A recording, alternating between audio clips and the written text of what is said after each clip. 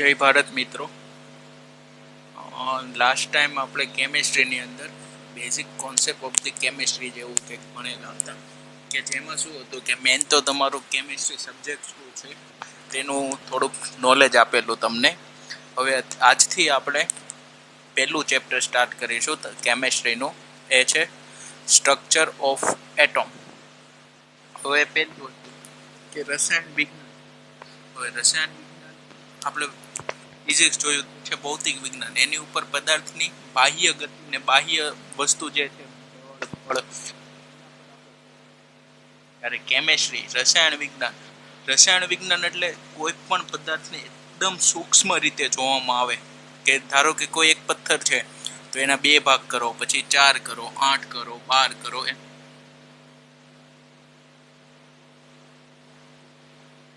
એની આપણે સ્ટડી કરવાની આવે.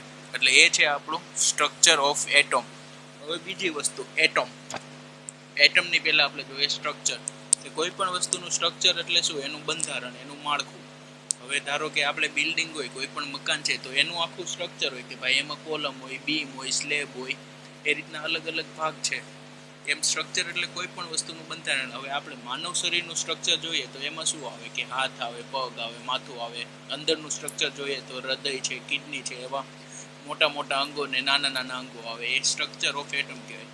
પણ એ સ્ટ્રક્ચર એ શેના બનેલું હોય? ધારો કે આપણું મકાન છે તો બીમ, કોલમ ને એ બધા એના ભાગ થયા, પણ એ શેના બનેલા છે? તો એ રેન્ફોર્સમેન્ટ કોન્ક્રીટનું બનેલું છે. એવી જ રીતના માનવ શરીર છે તો શેનું બનેલું છે? કે માંસપેશીઓનું અને ચામડાનું અને લોહીનું બનેલું છે. હવે એનથી ને અંદર જશું આપણે તો કોઈ પણ તમે ભણેલા હશો કે વિજ્ઞાનની અંદર કે મનુષ્ય શરીરનો સૌથી નાનામાં નાનો અને મૂળભૂત એકમને આપણે કોષ કહીએ, સેલ.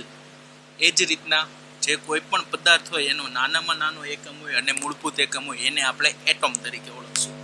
એટમનું ગુજરાતી મિનિંગ થાય છે અણુ. તો આજે આપણે સ્ટડી કરશું સ્ટ્રક્ચર ઓફ એટમ. હવે તમે આ પહેલું તે ફ્રન્ટ પ્રેઝન્ટેશન જોઈને જ ખબર પડી જશે કે કોઈ એક પ્રકારની વચ્ચે 4-5 ટપકા છે, અલગ અલગ અણુ છે, એના કલર પણ અલગ અલગ છે. એની બાજુમાં આ શનિ ગ્રહની આજુબાજુ કેમ વલય હોય એ ટાઈપની અંદર કોઈ બીજા ગોળ રાઉન્ડ છે તે ફરતા હોય એવી રીતના. એટલે તમને થોડોક આઈડિયા આવશે કે એટમ કેવો દેખાશે અને એની અંદર હોય છે શું. હવે આપણે આગળ સ્ટાર્ટ કરીએ. નેક્સ્ટ સૌથી જ પહેલું કે એટમ. તો એટમ નહીં કે કોઈ ડિસ્કવર તો કર્યો જ હશે ને, કોઈ શોધ્યો જ હશે ને.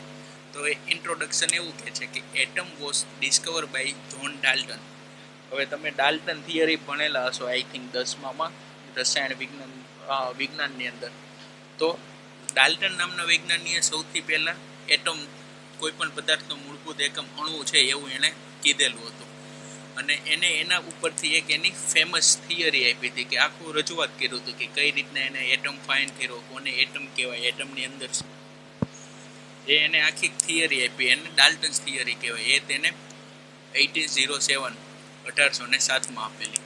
અને ડાલ્ટને એવું પણ કીધું કે જે એટમ છે એ કોઈ પણ પદાર્થનો મૂળભૂત એકમ છે કે મૂળભૂત અંગ છે. આપણે કેમ તમારે એમસીક્યુ પૂછાઈ ગયો જશે કા હશે કે માનવ શરીરનો મૂળભૂત એકમ કયો છે, તો આપણે એમાં શું આવતું? કોષ.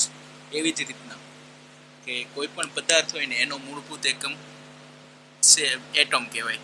હવે તમે લાકડું લઈ લો, લોખંડ લઈ લો, કોઈ પણ પદાર્થ તમે લઈ લો, એની અંદર એ નાના અણુઓનો બનેલો હોય. પછી નાના અણુઓ બનીને એક મોટું સ્વરૂપ આપે અને એ આપણે કોઈ પદાર્થ કહીએ આપણે. હવે એવું જરૂરી નથી કે બધા જ તત્વની અંદર સરખા એટમ હોય. મીન્સ કે એનું બંધારણ અલગ અલગ હોય છે. લાકડું છે તો એના પાછા લાકડાના બધા એટમ સરખા હશે. લોખંડ છે તો બધા એટમ એના સરખા હશે. પણ લાકડાના એટમથી લોખંડનો એટમ અલગ હશે બંધારણમાં. તો એની પછીનો ટોપિક એ જ છે the existence of the different kind of the matter is due to different atom consist them. એનો મતલબ એ એવું જ છે કે મેં તમને કીધું એમ કે અલગ અલગ પદાર્થની અંદર અલગ અલગ પ્રકારના એટમ રહેલા હોય છે. તો આ હતું એટમ. તમને એવું પૂછવામાં આવે એમસીક્યુમાં કે એટમનું ડિસ્કવર અથવા એટમની શોધ કોણે કરી હતી? તો ડાલ્ટન નામના વૈજ્ઞાનિકે કરી હતી. અને એની ઉપરથી એને ડાલ્ટનની થિયરી આપેલી હતી જે મોસ્ટ આઈએમપી છે. અને તેને 1807માં ડાલ્ટન થિયરી આપેલી હતી. હવે એની પછીનું શું હતું? A major challenge before the scientists at the end of the 19th century was the reveal the structure of the atom as well as the explain in important property. હવે ભાઈ એટમની શોધ તો કરી નાખી, પણ એના પછીનું કામ સહેલું નહોતું. એ બધા વૈજ્ઞાનિકો માટે એક ચુનૌતી જેવું હતું કે ભાઈ એટમ છે, અણુ છે, તો અણુ કઈ રીતના બનેલો છે, એનું બંધારણ કેવું છે, અણુ પ્રક્રિયા કઈ રીતના કરે છે, કેવો દેખાય છે, એ બધી વસ્તુ હવે એની અંદરની ચુનૌતી હતી. તો આની ઉપર બહુ બધા વૈજ્ઞાનિકોએ અલગ અલગ પ્રકારના પ્રયોગો કરીને બહુ બધા પ્રમાણના તારણો આપ્યા. અમુક એવું કીધું કે પરમાણુ ગોળ છે, તો અમુક એવું કે પરમાણુ આખો સોલિડ છે, તો અમુક એવું કીધું કે પરમાણુ પોલો છે. એમ અલગ અલગ વૈજ્ઞાનિકોએ અલગ અલગ તારણો આપ્યા ને જે આપણે હમણાં ભણવાના છે. Many scientists work hard and proposed many models for the atom. Here we are going to learn about the structure of an atom. એટલે બધા વૈજ્ઞાનિકોએ પોતપોતાની થિયરી આપી કે એટમ કેવો છે એનો દર્શાવવા માટે, અને આપણે આ ચેપ્ટરમાં એ જ ભણવાના છીએ. હવે છે સ્ટ્રક્ચર ઓફ એન એટમ, આપણો main topic. The discovery of the two fundamental particle. હવે એટમ છે, એટમ તો પછી થોડાક સમયો ગયા, ડાલ્ટને, રુથરફોર્ડે, એ બધાએ અલગ અલગ થિયરી આપી અને એના ઉપરથી એવું જાણવા મળ્યું કે એટમની અંદર બીજા 3 પાર્ટિકલ આવેલા છે. અને એ પાર્ટિકલ કયા છે? અત્યારે તો આપણને બધાને ખબર જ છે, પ્રોટોન, ન્યુટ્રોન અને ઇલેક્ટ્રોન. પણ અત્યારે આપણને ખબર છે, જ્યારે એટમની શોધ થઈ હતી ને ત્યારે જ્યારે પહેલી વાર હતા ને તે બધા માટે ચોંકાવનારું હતું. તો શું હતું? The discovery of the two fundamental particle, that is electrons and protons inside the atoms led to failure of the aspect of the Dalton's atomic theory. એટલે આ એવું છે કે જે ડાલ્ટને થિયરી આપી હતી ને એની અંદર કોઈ ઇલેક્ટ્રોન અને પ્રોટોનનું એને કોઈ ઉલ્લેખ નહોતો કરેલો. એટલે ડાલ્ટનની થિયરીનું ત્યાં મર્યાદા આવી ગઈ, ત્યાં તે અટકી ગઈ. અને એનો આગળ for explaining the arrangement of the electron and proton in atom, અને પછી ઇલેક્ટ્રોન અને પ્રોટોનનું બંધારણ એ સમજાવવા માટે બીજા બહુ બધા વૈજ્ઞાનિકોએ પોતપોતાની થિયરી આપેલી છે, અને એને કહેવાય છે એટોમિક મોડલ્સ. બધાએ અલગ અલગ આપ્યા. કયા કયા વૈજ્ઞાનિક છે આપણે જોઈએ, એની એટમ શું છે તે જોઈ લઈએ. તો atom, matter is anything take up the space and has a mass. આપણે મેટર એટલે કોઈ પણ વસ્તુ, પદાર્થ કોને કહીએ કે જેને જે જગ્યા રોકે છે ને જેને પોતાનું ખુદનું દળ હોય છે એને, અને ખુદનું માસ હોય છે, તેને આપણે કોઈ પણ ને પદાર્થ કહીએ. હવે તમને એમ થાય સર હવા કઈ રીતના જગ્યા રોકે છે? તો હવા પણ જગ્યા રોકે છે. તમે ફૂલાવો અને ખાલી બલૂન હોય તો તમને ખબર પડી જશે કે જે બલૂનમાં હવા છે તો એનું કદ મોટું છે. કદ મોટું છે એનો મતલબ તે જગ્યા રોકે છે. અને બહુ બધી હવા તમે ભેગી કરીને પ્રેશરાઇઝ કરો તો એનું દળ પણ આવે છે. હવે જે પણ મેટર છે, જે પણ વસ્તુ છે મેટર, એ શેની બનેલી હશે? એટમની જ બનેલી હશે. અને atom are the building blocks of the matter, sort of how the BRICS are the building block of the house. હવે જેમ મકાન છે આપણું તે ઈંટોનું અને સિમેન્ટ કોન્ક્રીટનું બનેલું છે, તેવી જ રીતના બધા પદાર્થ છે તે એટમનો બનેલો છે. એટલે મૂળભૂત બંધારણીય એકમ છે આપણો અણુ છે, કોઈ પણ પદાર્થનો. સુધી ક્લિયર? નેક્સ્ટ, હવે આ વસ્તુ આવી કે પરમાણુ અણુને સમજાવવા માટે કેટલા વૈજ્ઞાનિકોએ, બહુ બધા વૈજ્ઞાનિકોએ તેના મોડલ આપેલા છે, પણ આમાં આપણે જેટલા ફેમસ મોડલ છે એની જ ચર્ચા કરીશું. સૌથી પહેલું છે ગ્રીક મોડલ, જે આપણે જેને એરિસ્ટોટલનું મોડલ પણ કહેવામાં, જે બહુ પહેલાંનું, ઈસવીસન સ્ટાર્ટ થઈ એની પહેલાંનું છે. પછી આવશે મેન પહેલો સ્ટાર્ટ થશે ડાલ્ટન મોડલ્સ 1803માં. એની પછી આવશે થોમ્સનનું મોડલ 1897માં. એના પછી રુથરફોર્ડ નામના વૈજ્ઞાનિકે આપેલું હતું એનું પરમાણુ સિદ્ધાંત 1911માં. ત્યાર પછી આવશે બોહર નામના વૈજ્ઞાનિકનું 1922માં. અને છેલ્લે અત્યારે વેવ મોડલ, મોડર્ન આપણે અત્યારે જે મોડલ છે, જે મોડલ ચાલે છે તે. તો આની અંદર આપણે ડાલ્ટન, થોમસ, રુથરફોર્ડ અને બોહર 4 વૈજ્ઞાનિકોના પરમાણુ મોડલ જોશું. પરમાણુ મોડલ એટલે શું? તો જે વૈજ્ઞાનિક, ધારો કે ડાલ્ટન છે તો ડાલ્ટને ડાલ્ટને અણુઓનો શોધ કરી અને એના ઉપર અલગ અલગ પ્રયોગો કરીને જે રિઝલ્ટ મેળવેલા હોય ને એ રજૂઆત કરે, એને કહેવાય ડાલ્ટનનું મોડલ. પછી એને જે મગજમાં વિચારવું હોય ને જે રીતના એનું થયું હોય એ બધું એનું ક્રમશઃ એના રિઝલ્ટ બહાર આપે અને એને કહેવાય ડાલ્ટન. અને એને જે આખું માળખું તૈયાર કર્યું તેને કહેવાય પરમાણુ મોડલ. મીન્સ કે તેના મત પ્રમાણે અણુઓનો આકાર કેવો છે, અણુની અંદર છે શું, કઈ રીતના વર્ક કરે છે, એ બધું આવે જે ડાલ્ટને એના પ્રમાણે વિચારવું એને કહેવાય ડાલ્ટન મોડલ. એમ અલગ અલગ વૈજ્ઞાનિક છે આપણા, રુથરફોર્ડ, થોમ્સન, બોહર. હવે અમુકમાં એવું હોય કે ડાલ્ટનનો પરમાણુ સિદ્ધાંત, ડાલ્ટનનું મોડલ હોય એ અમુક વસ્તુ માટે અપવાદરૂપ હોય, તો એનું માટે એનો અપવાદ બીજા વૈજ્ઞાનિકે પૂરો કર્યો હોય. એવી રીતના આખી મર્યાદાઓ હોય અમુક મોડલની, કે જે ડાલ્ટન હોય તે અમુક વસ્તુ સમજાવવામાં ફેલ થતો હોય તો એ વસ્તુ રુથરફોર્ડે સમજાવેલી હોય. પછી રુથરફોર્ડનું એવું હોય કે અમુક વસ્તુ ફેલ થતી હોય, એ સમજાવી ન શકતો હોય. કે ધારો કે એને એવું હોય કે ઇલેક્ટ્રોન છે એ વર્તુળાકાર ગતિ કરે છે તો શું કામ કરે છે, તો એ રુથરફોર્ડ ન સમજાવી શકતો હોય, તો એ કોઈ બીજા વૈજ્ઞાનિકે સમજાવેલું હોય. એટલે બધા વૈજ્ઞાનિકોએ પોતપોતાના સિદ્ધાંત પ્રમાણે, પોતપોતાના નોલેજ પ્રમાણે અલગ અલગ મોડલ તૈયાર કરેલા છે અને એનો આપણે સ્ટડી કરવાનું છે. શરૂઆત કરશું આપણે ડાલ્ટન મોડલથી. આ ભાઈ છે જ્હોન ડાલ્ટન. હવે એને એટોમિક થિયરી આપી. તો ડાલ્ટનના મેન ટોપિક શું હતા, તો એને એવું કીધું કે all matter is made of the atom. એ બધા જ પદાર્થો અણુઓના બનેલા છે. એની વાત સાચી છે કે બધા જ પદાર્થો અણુઓના બનેલા છે. બીજું છે atom of an elements are the identical. એટલે એક જ પદાર્થના, મીન્સ કે એક એટમ છે એની કોઈ યુનિક આઈડેન્ટિટી છે. મેં તમને આગળ કીધું એમ કે ધારો કે લાકડું છે તો એના બધા એટમ એક અલગ બંધારણ ધરાવે છે. એની સામે લોખંડ છે તો એના પણ બધા જ એટમની અલગ પ્રોપર્ટી છે. Each element has a difference atom. પછી atom can engage in a chemical reaction. તો ડાલ્ટને એવું પણ કીધું હતું કે એક એટમ બીજા એટમ સાથે એંગેજ થઈ શકે છે કેમિકલ રિએક્શન આપણે એના પર કરીએ. મીન્સ કે એને ગરમ, કેમિકલ રિએક્શનમાં શું શું આવશે, ટેમ્પરેચર આપણે એને વધારીએ, પ્રેશર આપીએ, એને ઠંડો પાડીએ, દબાણ આપીએ, એ બધું થઈ કેમિકલ રિએક્શન. અથવા તો બે રસાયણોને ભેગા કરીને આપણે જે ત્રીજી નિપજ બનાવીએ એ બધી કેમિકલ રિએક્શનમાં આવે. તો ડાલ્ટને એવું કીધું કે આપણે એટમને જોડી પણ શકીએ છીએ અને વિભાજન પણ, મીન્સ કે બે એટમને જોડી શકીએ છીએ અને બે એટમને અલગ પણ કરી શકીએ છીએ કેમિકલ રિએક્શન દ્વારા. અને સૌથી મેઇન મુદ્દો, એટમ કાન નાઇધર બી ક્રિએટેડ નોર બી ડિસ્ટ્રોયડ.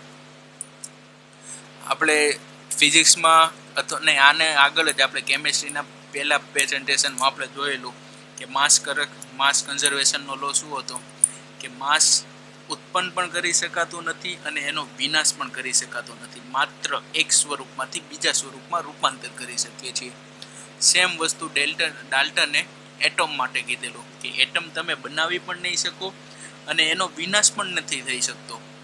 એટમ જે છે એ એઝ ઇટ ઇઝ જ રહેવાનો છે અને પરમાણુનો બંધારણીય ઘટક છે. પછી તમે એટમને બે ભાગ કરીને એનું એટમ એટલે એવું છેલ્લું વસ્તુ કે જેનું આપણે ફર્ધર ડિવિઝન કરી જ ના શકીએ. અને લાસ્ટ, એટમ આર ઇનવિઝિબલ, કે એટમ છે તે નરી આંખે આપણે જોઈ શકતા નથી. આ હતું ડાલ્ટનની એટોમિક થિયરી.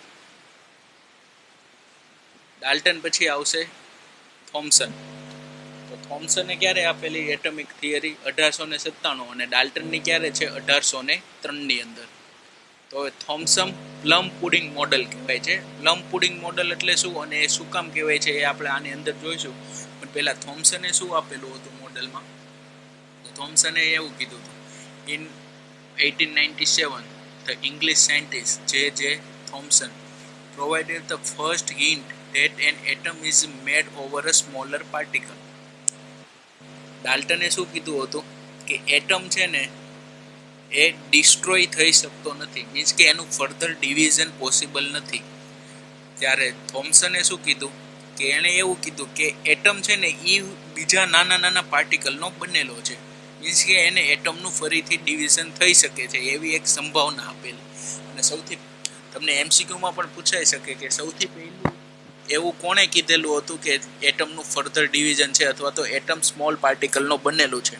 તો સૌથી પહેલા એવું જે થોમ્સન નામના વૈજ્ઞાનિકે કીધેલું હતું. ત્યારે 1897 ની અંદર. હવે થોમ્સનનું મોડલ છે એને પ્લમ પુડિંગ મોડલ કહેવાય છે. હવે એ શું છે? તો થોમ્સને એવું માનેલું હતું કે atom were made from a positively charge sphere with negatively charge electron. એટલે પુડિંગ એટલે એક પ્રકારનું છે ને ખાવાની વસ્તુ થાય, જેને આ ઇંગ્લેન્ડમાં આપણે માની લો કે કેક અથવા તો એ રીતના મફિન ટાઈપ આવે ને એને પુડિંગ કહેવાય. હવે આપણે એ નથી જોયેલું તો આપણે એવું માની લો કે તરબૂચ તમે બધાએ જોયેલું હશે. તો થોમ્સનના મોડલ પ્રમાણે થોમ્સનને એવી ખબર પડી કે એને એવું ભાસ થયો પરમાણુમાં કે એક તરબૂચ છે ને એવા આકારનો પરમાણુ ગોળ છે અને એમાં ધન વીજભાર પોઝિટિવ ચાર્જ છે ને એ થ્રુ આઉટ સર્કલ અથવા તો ગોળા અથવા તો સ્ફિયરની અંદર ફેલાયેલો છે અને નેગેટિવ ચાર્જ છે ને એ ટપકા દ્વારા કોઈ પણ જગ્યાએ ટપકા દ્વારા ફેલાયેલો છે. મીન્સ કે આપણે એને તરબૂચ સાથે સરખાવીએ તો શું થશે કે તરબૂચની અંદરનો જેટલો પણ લાલ કલરનો ભાગ આવે છે આપણો, એ બધો આપણે પોઝિટિવ ચાર્જ માની લઈએ અને તરબૂચના બીજ જે આપણે બ્લેક કલરના છે એને આપણે ઇલેક્ટ્રોન માની લઈએ. થોમ્સને આ રીતના એને પરમાણુ મોડલ આપેલું કે એના મત પ્રમાણે પરમાણુ આવો હતો કે પોઝિટિવ ચાર્જ આખો પોઝિટિવ ચાર્જ, પણ એની અંદર ક્યાંક ઇલેક્ટ્રોન મીન્સ કે નેગેટિવ ચાર્જ હતો. The negative and positive charge are equal in magnitude, so atom or whole structure are electrically stable. એટલે થોમ્સને બીજું પણ એવું જ કીધું હતું કે જેટલા પોઝિટિવ ચાર્જ છે, ધારો કે 5+ છે તો બીજા -5 હોવા જ જોઈએ, બંને ઇક્વલમાં જ છે એમ. એને થોમ્સને એ કીધું હતું, જે એની વાત સાચી પડી હતી પાછળથી, કે જેટલો ધન વીજભાર હશે એટલો જ ઋણ વીજભાર હશે અને એના લીધે શું થશે કે આપણો જે એટમ છે તે સ્ટેબલ રહેશે.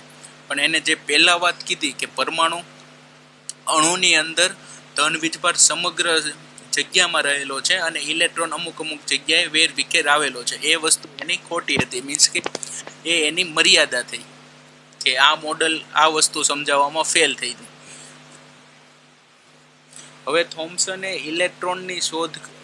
થોમ્સને એક્સપેરિમેન્ટ કેવી રીતના કર્યો હતો અને કેવી રીતના એને ઇલેક્ટ્રોનની શોધ કરી હતી એ આપણે જોવાનું છે. તો થોમ્સને શું કર્યું હતું, આ તમને ફિગરમાં દેખાય છે એ ટાઈપમાં એક શૂન્ય અવકાશ ટ્યુબ લીધી. મીન્સ કે આની અંદર કોઈ પણ પ્રકારનું મેટર નથી, શૂન્ય અવકાશ ટ્યુબ લીધી. એને એની અંદર 2 પ્લેટ મૂકેલી છે, આને કહેવાય ઇલેક્ટ્રોડ. અને એમાં એને વોલ્ટેજ પસાર કર્યો, એ મીન્સ કે વિદ્યુત પ્રવાહ પસાર કર્યો. તો એને વિદ્યુત પ્રવાહ પસાર કર્યો ને તો એને એવા કિરણો દેખાણા કે કોઈ પોઝિટિવ ચાર્જ તરફથી નેગેટિવ ચાર્જ તરફ કોઈ વસ્તુ જાય છે, પોઝિટિવ ટુ નેગેટિવ તરફ. અને પોઝિટિવ ટુ નેગેટિવ, આ નેગેટિવ છે, આ પોઝિટિવ છે. નેગેટિવ થી પોઝિટિવ તરફ કોઈ એક પ્રવાહ પસાર થાય છે એવું એને જાણવા મળ્યું ને એને એવું જોયું. તો એ શું હતું? હવે તો આપણને ખબર છે કે નેગેટિવ થી પોઝિટિવ તરફ કઈ વસ્તુ જાય, પોઝિટિવ તરફ એટ્રેક્શન થાય તો ઓબ્વિયસલી એ વસ્તુ નેગેટિવ જ હોવાની છે. પણ હજુ થોમ્સને એના માટે ફરીવાર એક બીજો પ્રયોગ કર્યો કે નેગેટિવ છે કે પોઝિટિવ એ કેમ ખબર પડશે. તો એના માટે શું કર્યું કે જે એને રેસ પસાર થતા જળવાના ને એની આજુબાજુ પણ અહીંયા પોઝિટિવ અને નેગેટિવ ચાર્જ ઉત્પન્ન કર્યા. હવે જો આ વસ્તુ નેગેટિવ હોત, આ કિરણો, તો શું થત? નેગેટિવ હોત આ કિરણો એટલે ઇલેક્ટ્રોન, તો આ અહીંયા પોઝિટિવ બાજુ એટ્રેક્ટ થશે અને જો પોઝિટિવ હોત તો અહીંયા નેગેટિવ બાજુ એટ્રેક્ટ થશે અને અહીંયાથી રિપલ્શન થશે. તો સેમ એને શું જોવા મળ્યું કે જે આ કિરણો પસાર થયા ને એ પોઝિટિવ સોર્સ તરફ એટ્રેક્ટ થયા અને એ પાર્ટિકલને પછી એને ઇલેક્ટ્રોન નામ આપ્યું. ઇલેક્ટ્રોન મીન્સ કે નેગેટિવ. એટલે થોમ્સને એવું જ કર્યું, એક શૂન્ય અવકાશ ટ્યુબની અંદર વોલ્ટેજ પસાર કર્યો તો એનાથી એને એવું જાણવા મળ્યું કે નેગેટિવ ચાર્જ તરફથી પોઝિટિવ ચાર્જ તરફ કોઈ પ્રકારનો પાર્ટિકલ ગતિ કરે છે. અને એ પાર્ટિકલ હવે એને જોવું હતું કે પાર્ટિકલ પાસે કયો વીજભાર છે, પોઝિટિવ છે કે નેગેટિવ. એના માટે એને ફરીથી અહીંયા પોઝિટિવ અને નેગેટિવ બે ચાર્જ મૂક્યા અને પછી ફરીથી એ પ્રયોગ કર્યો. તો એમાં એને એવું જાણવા મળ્યું કે જે આ પાર્ટિકલ ગતિ કરે છે નેગેટિવથી પોઝિટિવ તરફ, એ પોઝિટિવ વીજભાર તરફ એટ્રેક્ટ થયા. એટલે ઓબ્વિયસલી આ પોઝિટિવ બાજુ એટ્રેક્ટ થયા, તો આ પોતે કયા હોવાના? નેગેટિવ. અને એ જે મૂવિંગ એલિમેન્ટ છે એને ઇલેક્ટ્રોનનું નામ આપ્યું. આ છે થોમ્સનનો એક્સપેરિમેન્ટ. આ મેં તમને અગાઉ કીધું તેમ કે થોમ્સને કઈ રીતના એને કીધું હતું પરમાણુનું મોડલ, કે એને કીધું કે અંદર બે ભાગ પડ્યા, પ્રોટોન અને ઇલેક્ટ્રોન. અને એને આ રીતના દર્શાવ્યું કે જેટલું આ રેડ વાળો ભાગ છે એ પ્રોટોન હોવા જોઈએ, ધન વીજભારિત હોવા જોઈએ, અને જેટલા બ્લેક કલરના સીડ્સ હશે અંદર તે નેગેટિવ હોવા જોઈએ. સેમ વસ્તુ એને આ પુડિંગ દ્વારા સમજાવેલી છે, રેઝિન પુડિંગ. તો આ હતું આપણું થોમ્સનનું મોડલ. હવે થોમ્સન પછી છે ને એક બીજો વૈજ્ઞાનિક આવ્યો હતો, યુજેન નામના વૈજ્ઞાનિકે છે ને 1886માં સીરેજ નામની એક કિરણો પસાર, કેથોડ રેસ. અને કેથોડ રેસને એને એક કેનાલ રેસ તરીકે, આ એટલું નથી પણ એક ભાગ છે એટલે હું તમને કહી દઉં છું કે યુજેન્સ નામના વૈજ્ઞાનિકે કેનાલ રે છે ને એ પસાર કર્યા ઇલેક્ટ્રોડમાંથી. અને ઇલેક્ટ્રોડમાંથી પસાર કર્યા ને તો એને શું જાણવા મળ્યું કે કેનાલ રે મસ્ટ બી પોઝિટિવ, કે કેનાલ રે પોઝિટિવ હતા. અને એને પ્રોટોનનું નામ આપ્યું. જેમ પેલા ભાઈએ થોમ્સને એવું કર્યું હતું કે નેગેટિવથી પોઝિટિવ તરફ જતું હતું એટલે પોઝિટિવમાં એટ્રેક્ટ થતું હતું, સેમ વસ્તુ હ્યુજેસે છે કર્યું કેનાલ રેમાં. એમાં એવું હતું કે નેગેટિવ ટુ પોઝિટિવ તરફ એ થોમ્સને કર્યું, અને કેનાલ વેમાં શું હતું? પોઝિટિવ ટુ નેગેટિવ તરફ જતું હતું.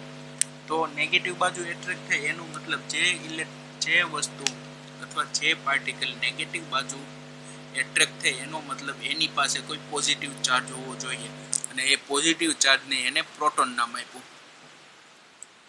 તો આ રીતના ઇલેક્ટ્રોન અને પ્રોટોનનું અસ્તિત્વમાં આવ્યા.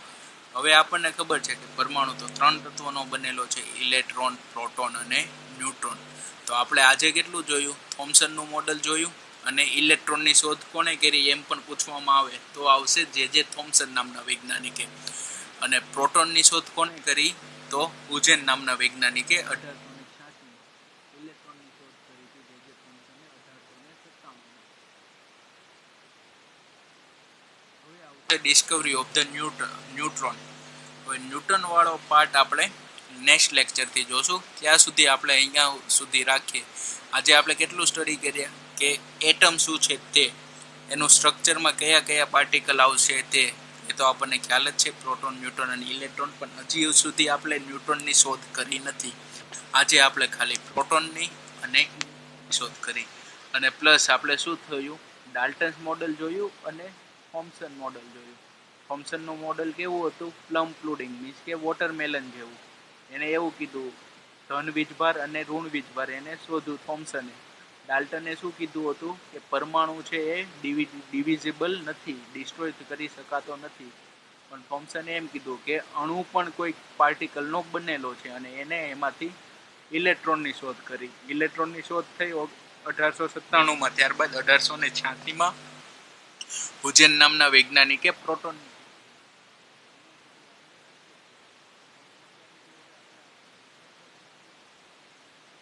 પહેલા આપણે ન્યૂટનની શોધ કરશું, પછી રુથરફોર્ડની મોડલ જોશું, અને પછી આપણે આગળ કન્ટેન્ટ ચાલુ કરશું.